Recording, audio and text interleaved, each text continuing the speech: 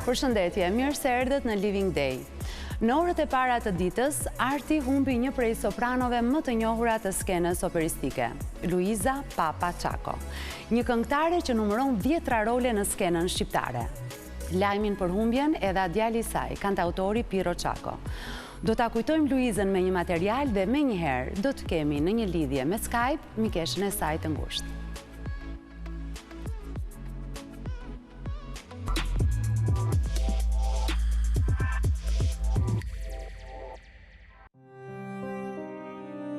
Një prej zërave më të bukur të skenës operistike, Luiza Papa Çako është ndarë nga jeta në moshën 88 vjeçare. Sopranoja ishte bashkëshortja e të ndjerit Gajqo Çako, një prej ikonave të operës shqiptare dhe nëna e kantautorit të njohur Piro Çako. Luiza Papa shquhej për talentin e rrallë, për përkushtimin e saj në skenë dhe për kontributin e vyer që i ka dhënë artit në vend.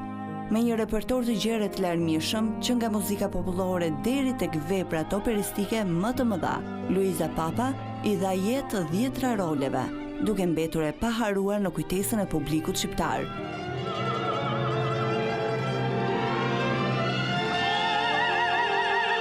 Luiza është konsideruar si njëra nga vajzat më të bukura shqiptare në vitet 60. Ajo shquhej për veshje me stilin e saj perëndimor e për topuzin e famshëm që gjithnjë e ka pasur të veçantë. Shpeshherë e kanë krahasuar atë si Sofia Loren shqiptare. Ndarja e saj nga jeta lë një bëshllëk të madh për artin shqiptar, e më shumë në skenën operistike, ndërsa trashëgimia e Luiza Papa Çakos do të jetë frymëzim për gjeneratat pasardhëse.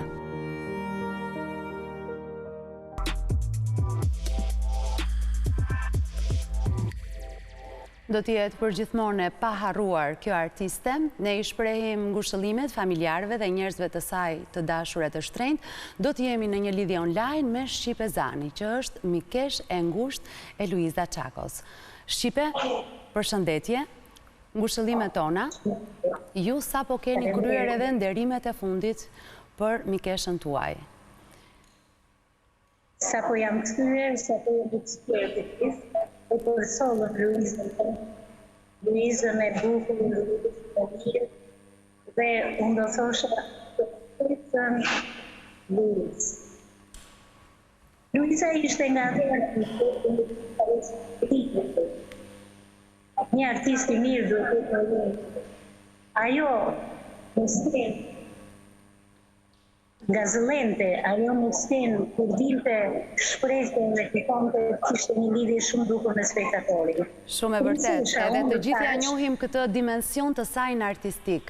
Ndërsa nga ju, unë do doja të dëgjoja se si ishin vitet e saj të fundit. Çka ishte ajo gjë që e bënte vërtet të lumtur, që e përmbushte? Në përgjithësi ku flisja, ajo gjithmonë mendonte kështu që kështu që nga si duket. Kam qenë dhe unë dikur, e di kur kam kënduar kështu edhe, sepse ajo ka qenë mbi gjitha princesh e operetës, e princesh e Çardashit dhe Karnavalet e Korçës. Si luante ajo operetën, them që rrallë luet. Ajo e ka dashur shumë muzikën shqiptare, e ka kënduar shumë bukur muzikën popullore. Dhe Luiza ishte nga ato që unë këtë pajtur në teatrin e operës, e kitë diferencë moshe. Ajo bashkë me ato shoqjet e saj, kolegët e saj, jo me të Hebër, me Irena Gjergon, ne na morën kështu, na mbështollën si ato zotë. Dhe na lanë të kuptonin të shiko, keni ardhur, po avash kështu, me një rol vogël, me një kështu prijohet të bura në skenë. Unë e kam patur shumë i keq, sepse me Luizën, si duket në liste shumë diçka filtrore këtu. Ishte një grua e bukur, një grua që bukuria e saj e një të mbylli syt, dhe sot që e pash aty në beso, ajo si kur qeshte, si kur fiste, jo si kur që mbylli syt. Zonja Shqipe, a vuante ajo nga ndonjë sëmundje? Ajo vuante patjetër nga sëmundje.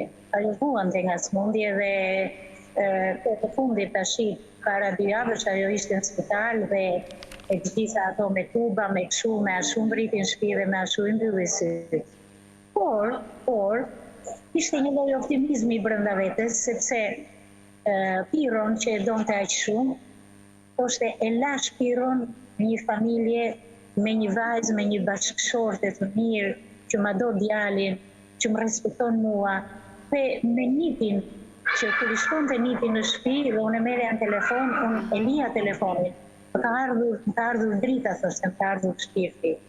Por, do të thosha që iku nga kjo botë, po edhe pse u lëndua në një periudhë, ajo iku nga kjo botë, e mbushur me atë që mori nga jeta, me bashkëshortin e saj, me gjitha të artistë të mas, ajo në skenë që e tha emrin e saj si Luiza, dhe pse jo me një djalë të talentuar si të Shpiro, me një djalë të mirë, dhe që e la me një familje të shëndosh. Dhe me sa unë di, thoshte për djalin e vogël të Piros, që është ilaçi im.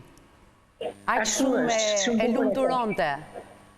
Ashtu po flisnim tash i rrugës që erdhën bashkë, që në më laqashku, me këto edhe Vera Grabosën, me Timon, edhe po flisnim shumë.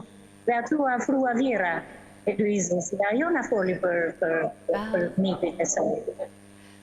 A ishte, si thua, momenti, jeta ka shumë momente të bukura, pse jo edhe, pa tjetër shpirt, por në një moment të caktuar që duhet të vinte, erdhi shpirti.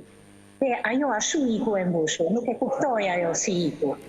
Cila ka qenë hera e fundit që keni biseduar me njëra tjetrën, kontakti fundit që keni patur me të?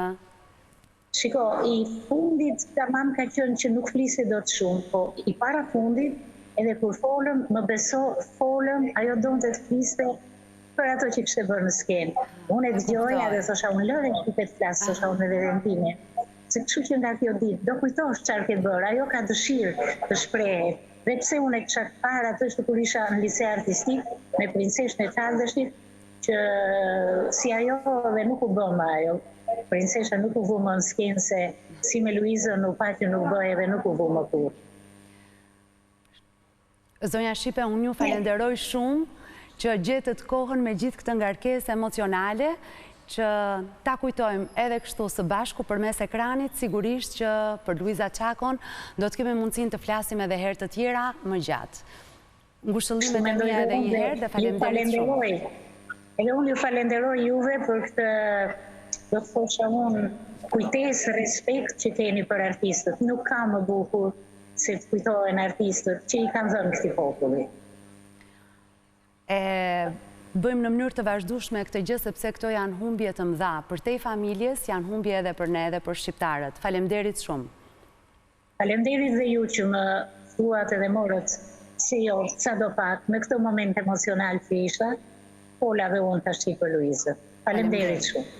Shkojmë në një hapësirë publicitare, rikthehemi sërish, kemi një temë goxha të fortë për të diskutuar.